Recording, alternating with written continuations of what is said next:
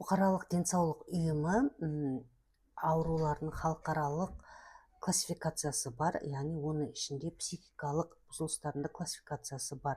Соның ішінде тревожно-фобические расстройства деген үлкен бір бөлім бар. Оған адамның мазасыздыққа берілуі, әлеуметтік мазасыздыққа берілуі, паникалық бұзылыстар, обсессивті-компульсивті бұзылыстар, генерализованный мазасыздық бұзылыстар дегендей, яғни мазасыздық арқылы шақырылатын бұзылыстардың арнайы классификациясы бар. Енді осы жерде айтып өткім келетіні, бұл мазасыз фобиялық бұзылыстар адамның денсаулығы нашар болған кезде, психикалық денсаулығы әлсіреген кезде пайда болады. Мысалы, қандай жағдайда пайда болады?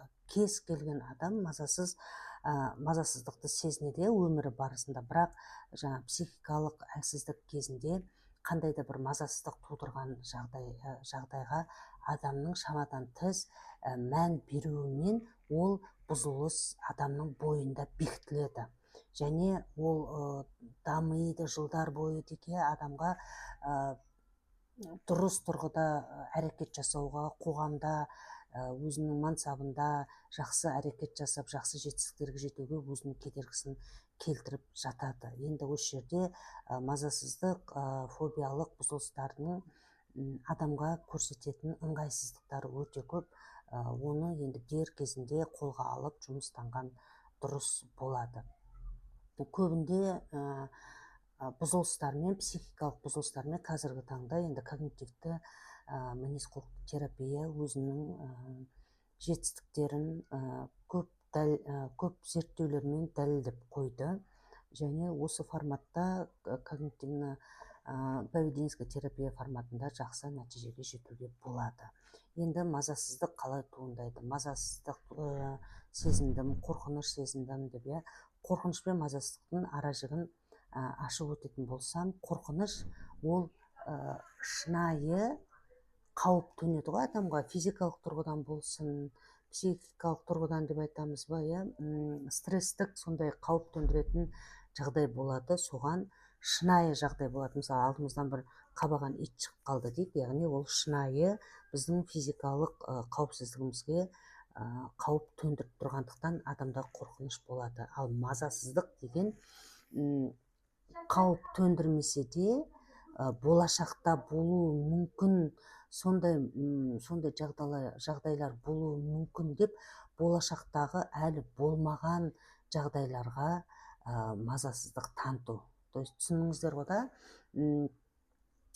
қорқыныш шынайы болған зат үшін пайда болады, ол бөлек дүние, мазасыздық болмаған дүние, болашақта болатын.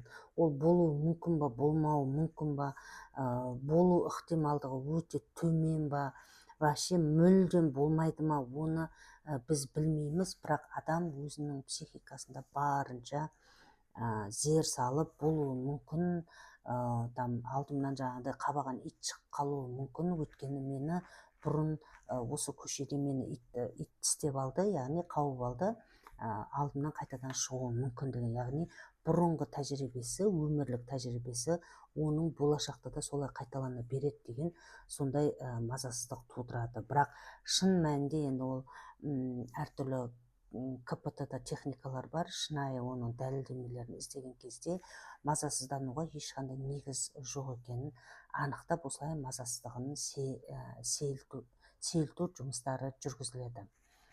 Мысал ретінде тағы бір мысал келтірейін. Қорқыныш пен мазасыздықтың, мысалы, американский горкия, карусельдер, жоғарыға көтеріліп бара жатамыз, және сол жоғарыда поезд тұрады деге, яғни адамның мазасыздығы туындайды. Ол сол карусельге отырған кезде, белдігін байлаған кезде, карусель жайлап жүріп бастаған кезде, жоғарыға дейін көтерілген кезде мазасыздық туындайды. Әлі ештеңе болған жоқ, қорқынышты ештеңе болып жатқан жоқ, ақырын көтеріліп жатыр. Жоғарысында тұрып, төменге қарай төменге қарай түсу, үлкен жылдамдықпен түсу өте қорқынышты және шынайы тұрғыда түсіп жатамыз, яғни қорқыныш сол кезде пайда болады. Яғни көтерілген кезде мазасыздық болса, түсіп жатқан кезде қорқыныш болады. Яғни мазасыздық қандай да бір жағдайды, жаман жағдайды күту, ал қорқыныш шынайы сондай жағдайды сезіну, яғни жаман жағдайды сезіну. Түскен кезде де қорқынышты, горкіден, каруселден сол кезде адам шынайы қорқады. Бірақ көтерілем дегенше қорқыныш емес, мазасыздық туындайды. Сіздерге түсінікті болды деп ойлаймын. Мен өзім КПТ психологпын, мазасыз фобиялық бұзылыстармен жұмыс жасаймын.